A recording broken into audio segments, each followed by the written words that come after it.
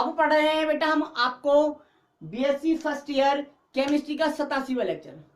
87वां lecture पढ़ाने जा रहे हैं हम आपको।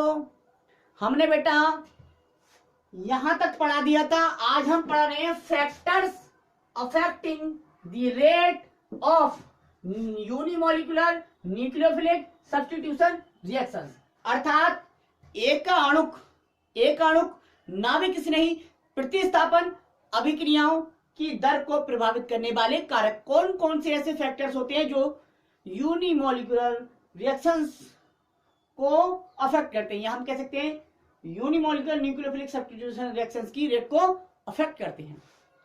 देखते हैं पहला फैक्टर,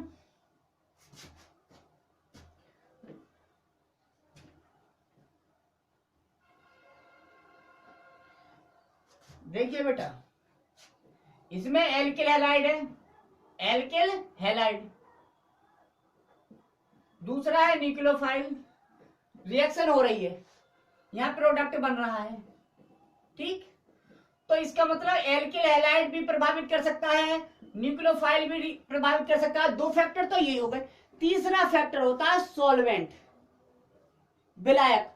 तो दो फैक्टर तो आपको दिख ही रहे हैं, दो तो ये याद हो गए, एक तो एल्किल हैलाइड, दूसरा न्यूक्लियोफाइल, तीसरा है सॉल्वेंट। तो हेडिंग डाल दीजिए पहला, nature of alkyl halide.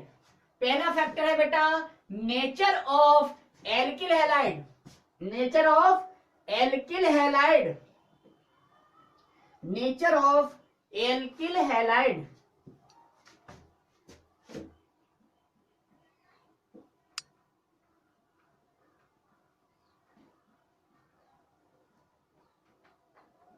Nature of alkyl halide अर्थात एल्किल हैलाइड की प्रकृति। ठीक है,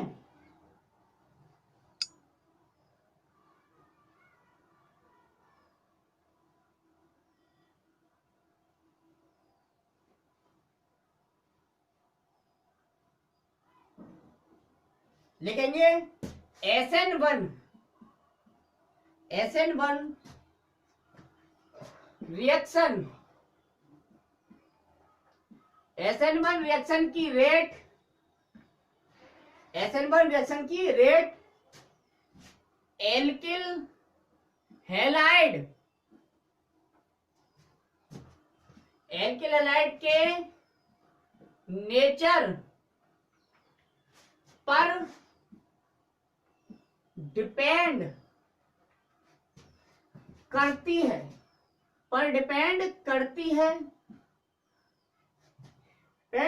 है, चूंकि SN1 रिएक्शन में कार्बन कैटायन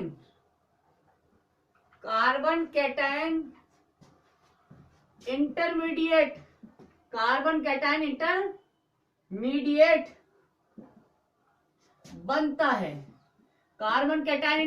बनता है, अतः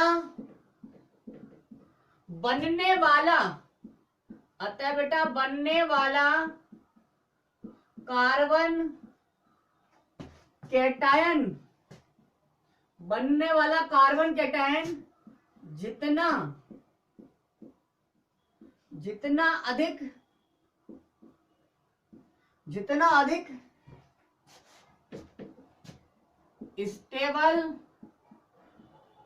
जितना अधिक स्टेबल होता है, अतः बेटा बनने वाला कार्बन कैटायन जितना अधिक स्टेबल होता है,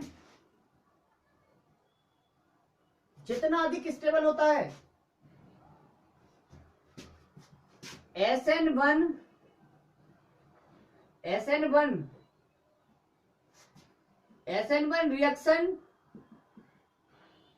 की रेट उतनी ही अधिक होती है,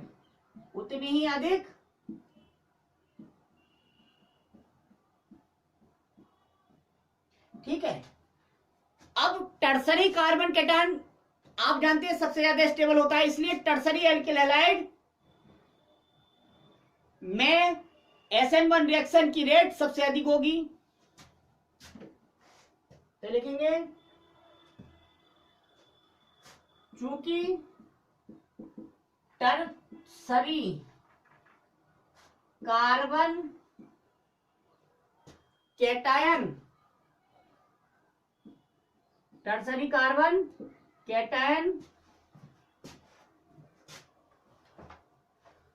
सबसे अधिक स्टेबल होता है।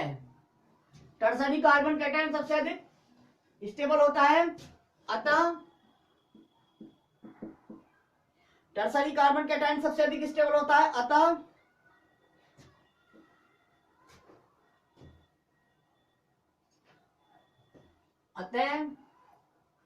उसमें टर्सरी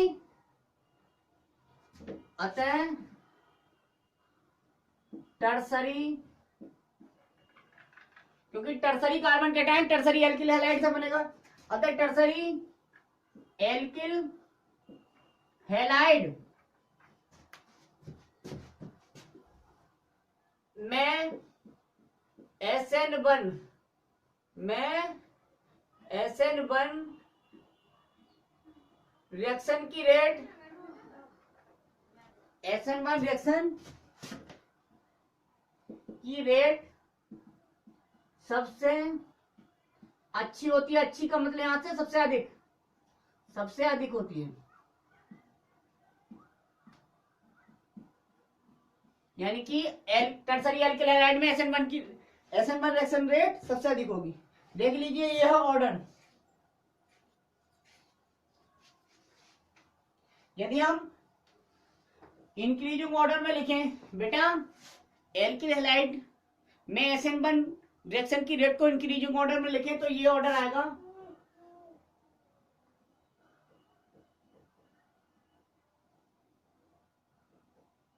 इससे ज्यादा होगी प्राइमरी की,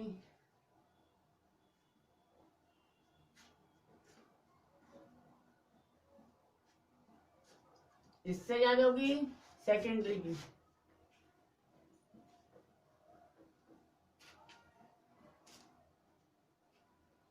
हो गया, और इससे ज्यादा होगी टर्सरी की।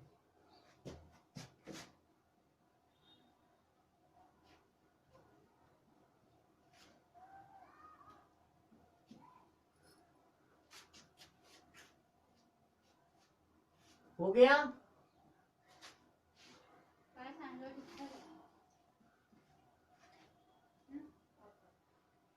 ठीक है।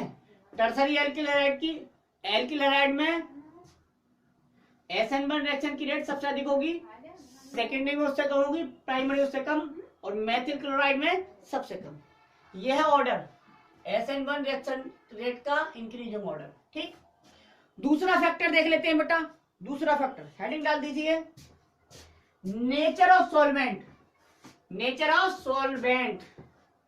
विलायक की प्रवृत्ति या विलायक की प्रकृति।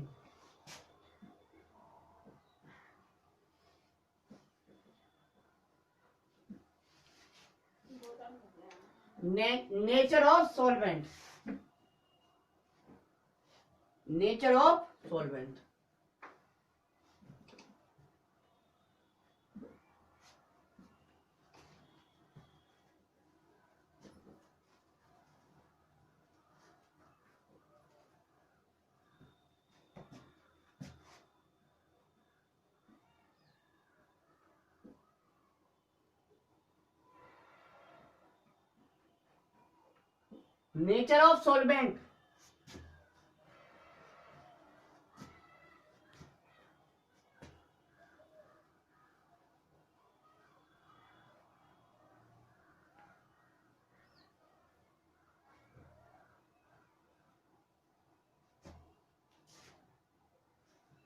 लिखेंगे SN1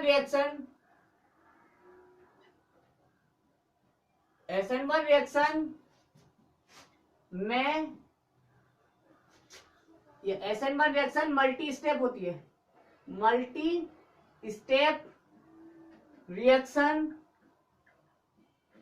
मल्टी स्टेप रिएक्शन होती है। इसमें एसेंबर रिएक्शन मल्टी स्टेप रिएक्शन होती है। एसेंबर रिएक्शन मल्टी स्टेप रिएक्शन होती है। इसमें कार्बन कैटायन की फॉर्मेशन होती है, अर्थात कार्बन कैटायन बनता है। इसमें कार्बन कैटायन की फॉर्मेशन होती है, अर्थात कार्बन कैटायन बनता है। अब देखो बेटा, अतः कार्बन कैटायन जितनी जल्दी बन जाएगा, उस रिएक्शन की रेट भी उतनी ही अधिक हो जाएगी या अधिक होगी, क्योंकि पहले स्टेप पर रिएक्शन की रेट डिपेंड कर रही है, ना कि second. Formation of carbon cation इस स्टेप पर ही क्या करती है, रिएक्शन की रेट डिपेंड करती है। अब बेटा सॉल्वेंट दो तरह के होते हैं, एक तो पोलर सॉल्वेंट्स जैसे H2O, दूसरे नॉन पोलर सॉल्वेंट। तो जो पोलर सॉल्वेंट्स होते हैं बेटा, पोलर सॉल्वेंट्स की उपस्थिति में पोलर सॉल्वेंट्स शीघ्र का मतलब जल्दी ही कार्बन कैटायन बना देते हैं या कार्बन कैटायन की फॉर्मेशन कर देते हैं। जब जितनी जल्दी ये कार्बन कैटायन बना रहे हैं, इसका मतलब पोलर सॉल्वेंट्स पर डिपेंड कर रही है। यदि पोलर सॉल्वेंट होंगे तो रिएक्शन की रेट बढ़ेगी और नॉन पोलर सॉल्वेंट होंगे तो एसेंबर रिएक्शन की रेट घटेगी। तो लिख सकते हैं पोलर सॉल्वेंट सीखी कार्बन कैटायन बना देते आते हैं। हम कह सकते हैं पोलर सॉल्वेंट्स SN1 रिएक्शन की रेट को बढ़ा देते हैं।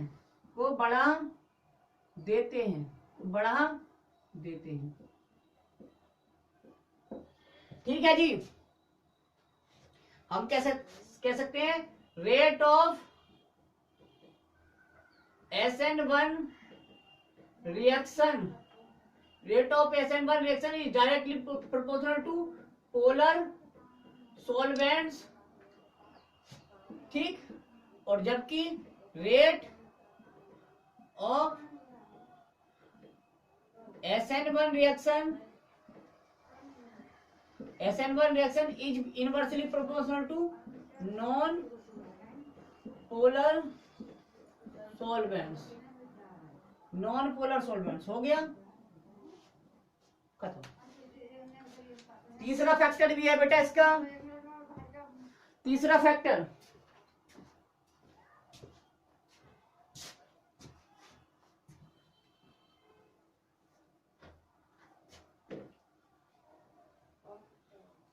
दो लाइन मिल गई हमें। तीसरा फैक्टर है नेचर ऑफ न्यूक्लियोफाइल। न्यूक्लियोफाइल की प्रकृति, हेडिंग डाल दीजिए तीसरा factor.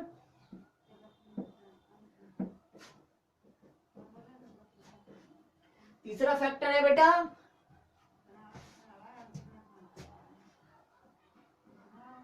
Nature of nucleophile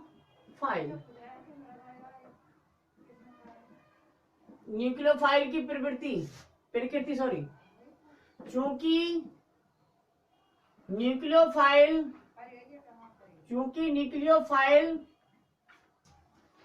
SN1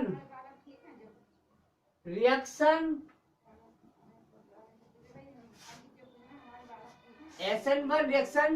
की रेट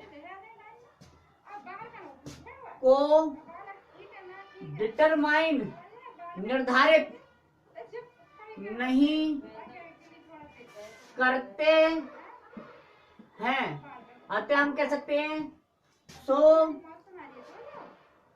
न्यूक्लियोफाइल की प्रवृत्ति